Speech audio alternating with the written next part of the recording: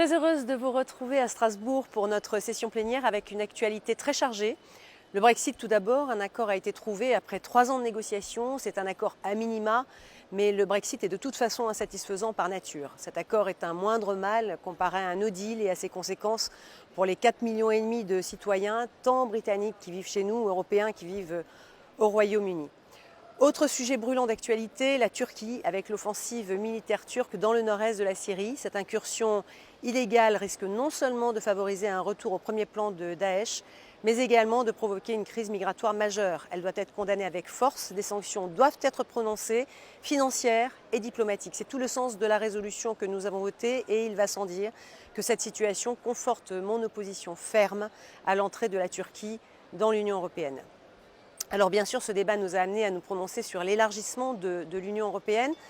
Pendant la campagne, nous avons affirmé notre opposition à tout élargissement pendant les 5 prochaines années. Je suivrai cette ligne, la priorité étant de consolider l'Union à 27 avant d'envisager toute perspective d'élargissement. Autre débat, celui consacré au sauvetage en mer Méditerranée. Il est du devoir des États membres et de notre agence Frontex d'intensifier les opérations de recherche et de sauvetage.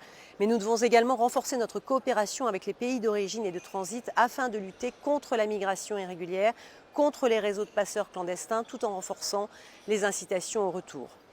Cette session est également consacrée au vote du budget 2020 qui sera de l'ordre de 170 milliards d'euros avec une augmentation des lignes budgétaires consacrées à la lutte contre le réchauffement climatique, l'agriculture, la recherche et le programme Erasmus+, destiné à la jeunesse, mais aussi le renforcement des frontières de l'Union avec des moyens supplémentaires accordés à Frontex.